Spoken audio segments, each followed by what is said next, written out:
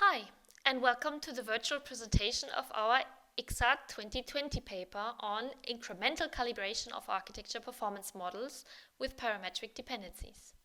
The contribution of our work is an approach to automatically update an architecture performance model after a source code change. The novelty of this approach is threefold. First, the approach incrementally updates the model.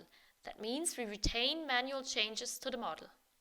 Second, we also extract parametric dependencies so that the architecture model has a higher predictive power. Third, we use adaptive monitoring and only measure as much as needed to reduce overhead and make it practical and continuous deployment. This work is a result of Manar Mazkatli's PhD project and its joint work with David Monschein, Johannes Grohmann and Koziolek. Let me first motivate performance models more broadly using an example system. Assume that we have a store for buying tea. The store recommends other products to customers based on their own and others' historical orders. Let us now assume that there are different strategies to train this recommender system. The problem from a performance perspective is that evaluating these three alternative algorithms using performance testing is expensive. In any case, it requires effort and cost to set up the test environment. But additionally, it gets expensive if the architect wants to predict the performance for various what-if scenarios. They can ask themselves what the performance of the tea store would be, let's say in the next winter season, or when there just has been a virus outbreak like now, and more customers may want to buy tea to strengthen their immune system. Not that I think that helps. In general, architects may be interested in several such what-if questions and scenarios regarding the load, the user behavior, the available resources, and, last but not least, new architecture design alternatives they want to evaluate. Executing performance tests for all such scenarios is expensive and, in case of architecture changes, can even be unfeasible. So what are the other options to evaluate the performance of such systems? We have already talked about performance tests. That is, pure performance measurements. As we have just motivated, performance tests have the disadvantage of being expensive to perform if one wants to evaluate different scenarios. An alternative to purely measurement-based approaches is model-based performance prediction. Here we create a performance model of the system which can be used to predict the performance in different scenarios. However, a disadvantage of performance models is that modeling a system is a lot of effort. Additionally, in iterative and incremental development, like agile development, the system is changed frequently and an expensive performance model will soon be outdated again. There is already a number of approaches that aim to extract performance models automatically from source codes and or performance measurements. However, the disadvantage is that they have to be rerun after the system is changed, which requires a high monitoring effort and, even more critical, which means that any manual changes to the model are lost. With our approach, we want to take automated extraction of models one step further. The idea of our approach is to automatically and incrementally update a performance model of the system. We use an architecture level model to make it actionable and understandable for architects and developers and to allow to model architecture changes. Our approach responds to changes to the source code as well as to changes in operations, such as redeployment of components. We call this approach continuous integration of performance models. Before we go into more detail on how the approach works, we will present two foundations. First, as an architecture-level performance model, we use the Palladio Component Model, or PCM. PCM is designed to enable early performance, reliability, maintainability, and cost predictions for software architectures. With the Palladio tools, architects and developers model their components, their assembly, and their deployment. For each service offered by each component, they also model their behavior in the so-called Service Effect Specification, or SEF, which is similar to a UML activity diagram. Two important actions in the SEF are internal actions and external calls. Internal actions model all component internal computation. External calls model calls to services of other components. Additionally, a Ceph can contain loops or branches that are not shown here. A particular strength of the PCM is that Cephs are parametric. That means the architect can model how resource demands and control flow structures depend on input parameters of this service. Based on such a model, architects can run simulations or use transformations to analytic performance analysis techniques to predict the performance for different scenarios. With such a model, we can predict performance metrics like response time, throughput, or utilization for a given usage model using simulation or analytic solvers. The second foundation is the so-called Vitruvius approach. Vitruvius is an approach for view-based development of software-intensive systems.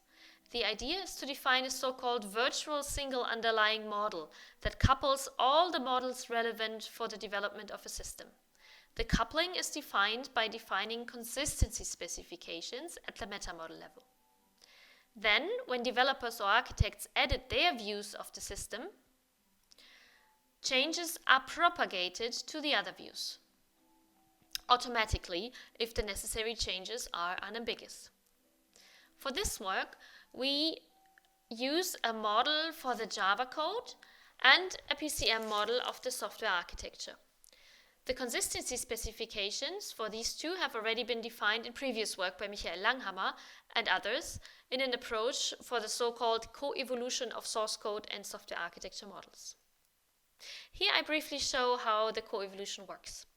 First, the approach extracts components and interfaces. For example, the consistency specifications could define that packages are components and that their interfaces are located in a subfolder called contracts, just as an example.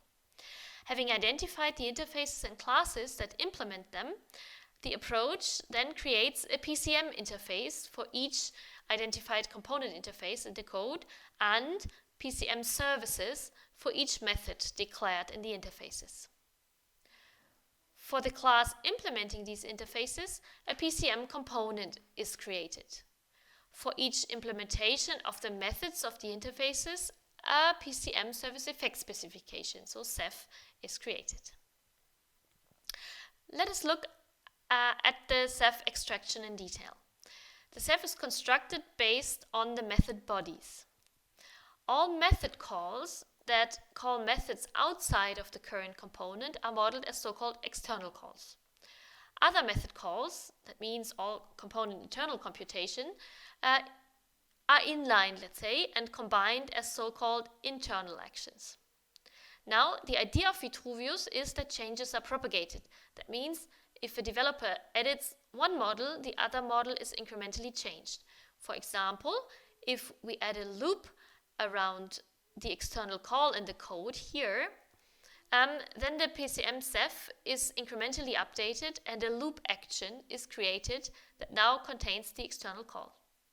This allows to keep Java code and PCM models consistent regarding structure and behavior. However, this existing co-evolution approach does not support to extract performance model parameters.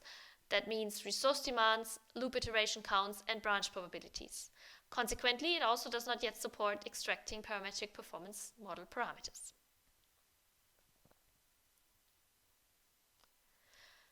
Based on these foundations, we present the continuous integration of performance models, an approach that incrementally updates a performance model based on source code changes. The novelty of our approach is that it combines the following features. First, it updates the performance model based on the co-evolution approach and then instruments the changed parts in the source code automatically. It also features adaptive monitoring. That means it measures execution times only at the changed code locations. Third, based on the measurements, CIPM calibrates the model by estimating the performance model parameters and how they depend on input parameters. Fourth, CIPM features a self-validation. After calibration, the performance is simulated and results are compared to measurements to determine how accurate the model is. The following slide explains how we can integrate CIPM in a continuous deployment pipeline. The idea of model-based DevOps is to update the performance model after each source code change, and thus to enable architecture-based performance prediction at any point in time in the development. To explain the pipeline, let us start on the development side, where the developer pushes his or her code changes in a continuous integration repository. Vitruvius responds to these changes with two steps. First, updating the PCM model, and second, generating the required instrumentation points. The next process, that is adaptive instrumentation, will generate the instrumented source code using the collected instrumentation points. The required performance testing using the instrumented source code will generate the necessary measurements, which is divided into training data for the dev time calibration and test data for the self-validation process. The dev time calibration estimates the parameterized performance model parameters, and the self-validation evaluates them by the comparison with test data. If the model is not accurate, developers may change the test configuration to recalibrate the performance model again, or they may wait for adaptive recalibration in the production environment. The operation starts with the continuous deployment into the production environment. Monitoring collects the required measurements for the next calibration. Ops time calibration reuses an existing approach to analyze the measurements, to aggregate them, and to detect changes in the deployment or usage. If it does detect such changes, it updates the respective PCM models. Next, the self-validation with monitoring data validates that the incremental estimated performance model parameters are still valid. If some parameters were not accurate enough, the adaptive recalibration re-estimates them using monitoring data. Finally, the developers can perform model-based analysis, like motivated on the very first slide of this talk. In the following, we describe two of our contributions in more detail. The first contribution is adaptive instrumentation. Adaptive instrumentation aims to decrease the required monitoring overhead by instrumenting only the changed parts of the source code.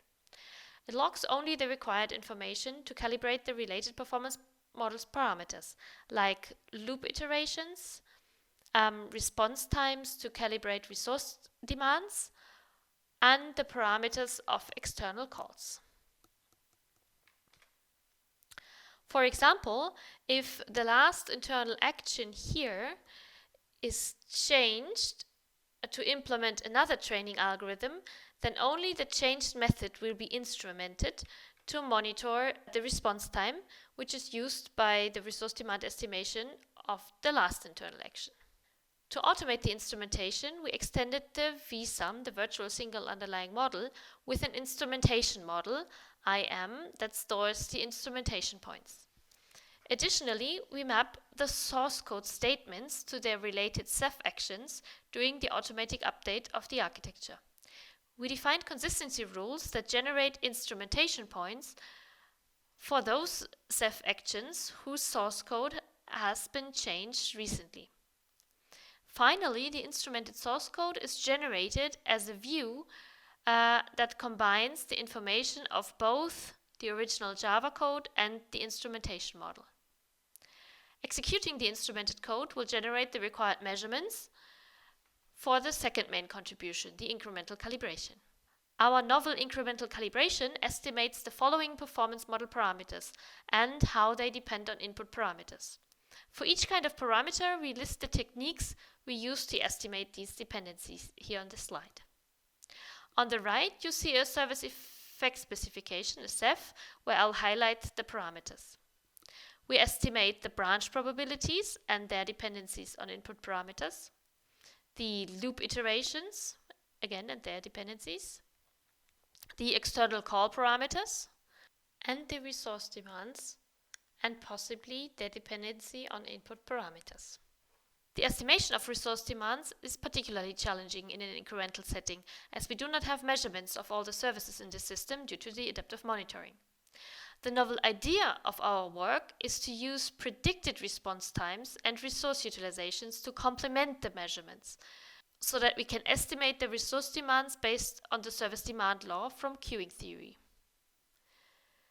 The service demand law requires the resource utilization caused by the demand in question as an input, which we cannot measure directly.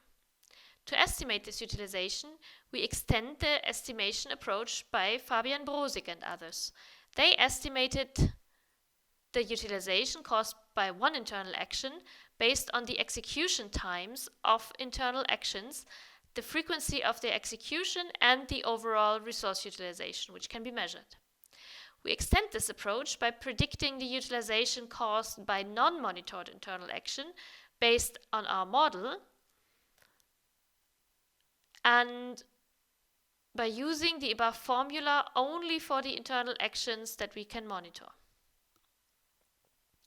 In addition to this estimation, we estimate the parametric dependencies. To evaluate our approach, we formulated several evaluation goals. All results are described in the paper. Here in this talk, I will focus on the accuracy of the incremental calibration and the estimation of the parametric dependencies. Before going into the details, a few words about the evaluation setup. We used two example systems, Kokome and T-Store. Both are web-based systems related to shopping. In all the experiments, we used fine-grained monitoring of internal actions for calibration. As a ground truth, we also monitored only the response times of the component services and compared those to the prediction of our calibrated model. For the predictions, we ran all simulations 100 times. For evaluating accuracy, we used the Kolmogorov-Smirnov test to test whether two empirical distributions come from the same underlying distribution, and the Wasserstein metric, which is a distance measure that quantifies the effort needed to transfer one distribution into the other. For both, a lower value is better. Additionally, we use conventional statistical measures. Now let's consider the first evaluation goal, the accuracy of the predictions. We considered the incremental calibration of one service called book sale of the Kokome example. We suppose that the whole service implementation is newly added and use our approach to extract this CEF and estimate the performance model parameters. In this table, we compare the monitored response times, that is the ground truth, with the average predicted response times from the simulations. We see that the distribution of response times is predicted quite accurately.